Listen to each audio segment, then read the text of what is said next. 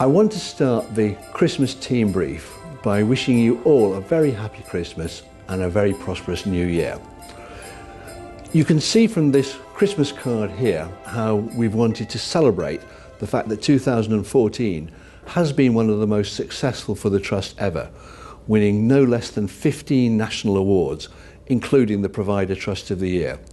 And that's really all down to the hard work of you and everybody who works in the Trust. So thank you very much for that. This month's podcast comes from Rainbow Ward, and I'm soon going to be meeting Heather Dineley, who is one of the Ward sisters here. And I'm going to be asking her 3 questions. First of all, what's the fishy story about one member of her staff? Secondly, who climbed Ben Nevis?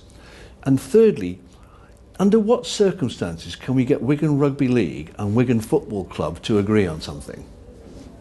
This month's corporate objective is about information and our plan to buy a brand new electronic patient information system.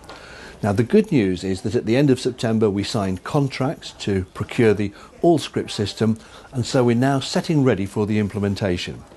We've got an overall programme board, we've identified 100 subject matter experts to help us with it, and we've also been successful in getting funding support of over £4 million to implement this programme. This is going to be one of the big changes in the Trust over the next few years, so we'll make sure we keep you up to date. Now, looking at our main measures of safety, it's been a reasonably good month for infection control, with no cases of MRSA and none of MSSA. We've had 2 of C. diff and 3 of E. coli, and the latest HSMR figure, which is for August, was 93.3, taking our year to date to 87.1, and both of those figures are after rebasing. If you look here at the C. diff chart, where the purple is 2 years ago and the green is last year, you can see that the red line for this year is actually doing significantly better than both of the previous years. And now here's the mortality data, and you can see in the bottom right-hand corner the latest figure of 93.3, but you can also see that for the last 2 years, the vast majority of our monthly performances have actually been significantly better than average. So putting that together with other harms, on top of the 5 serious infections, we've had no never events, 1 pressure ulcer and 1 serious fall, but no ventilator-acquired pneumonia and no central line infections. So that's 7 serious harms this month compared to 6 the previous. Under the heading of effective, I'm absolutely delighted to be able to show you this chart here, which is the comparative performance of the trusts in Greater Manchester for A&E. And you can see 2 things. First of all, WWL is in number 1 position, and secondly, we're the only trust to be achieving 95%, which is fantastic. Now, that was the position at the end of November, and as I'm filming this at the end of December, I have to say that I know just how difficult a time all of December has been, and we have been swamped throughout the unscheduled care system.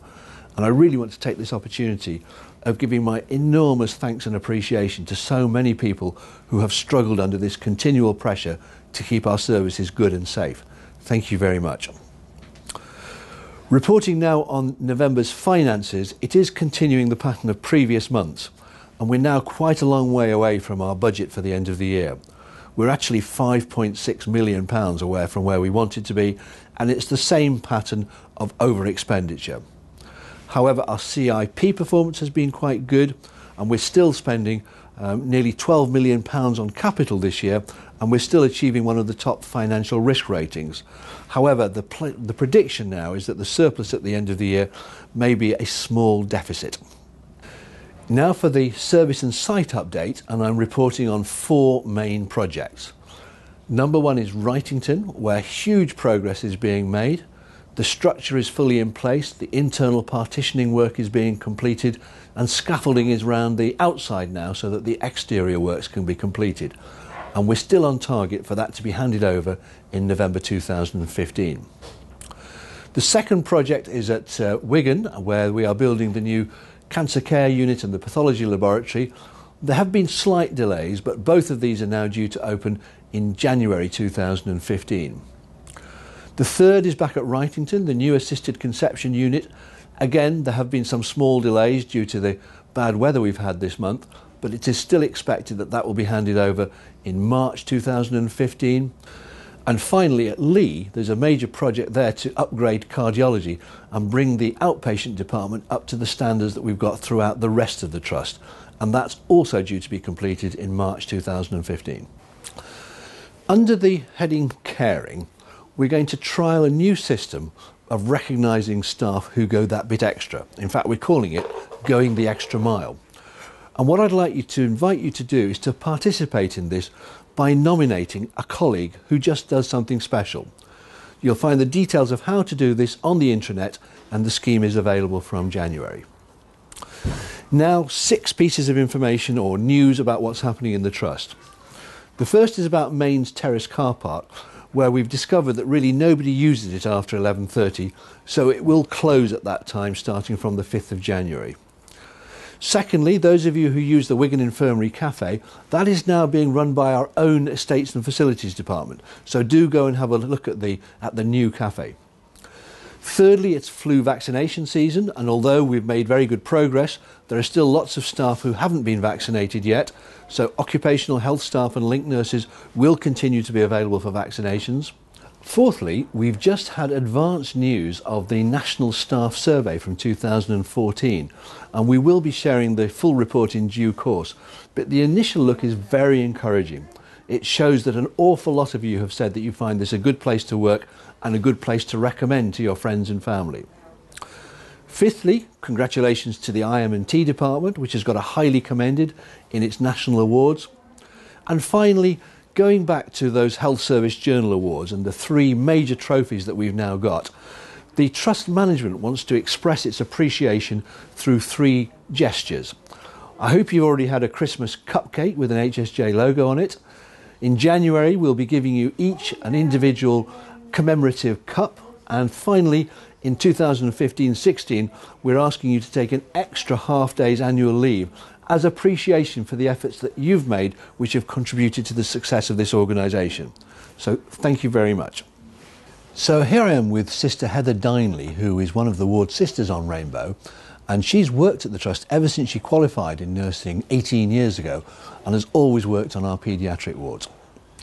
So Heather, tell me, what's the main things that happen on Rainbow Ward? Well, we're a 34-bedded paediatric ward, and since 2007, when we merged from 2 separate units, we're combined to medical and surgical, and that also includes 2 high dependency beds for our children.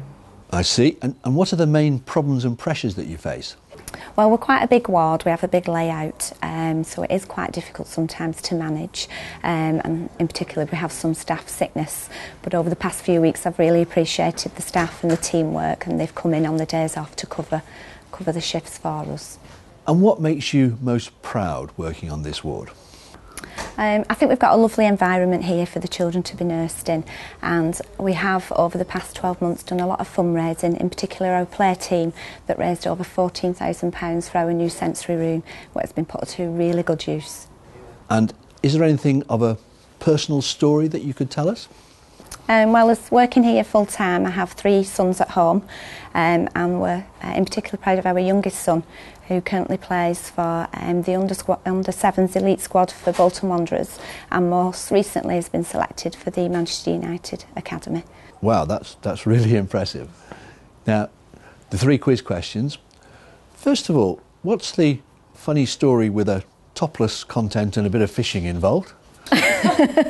Well, that's about one of our staff nurses, Debbie, who many years ago, when she first qualified in her nursing, her and 2 friends went away to celebrate qualifying as nurses, and she was posing for a photograph on top of a cliff in Tenerife.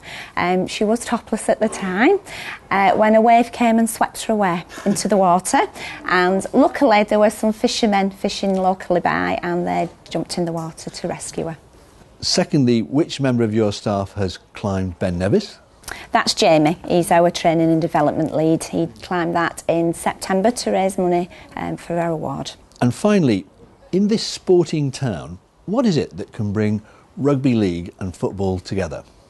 Well, that would be Rainbow Ward, and they come to see us every Christmas, and it's much appreciated by all the children here.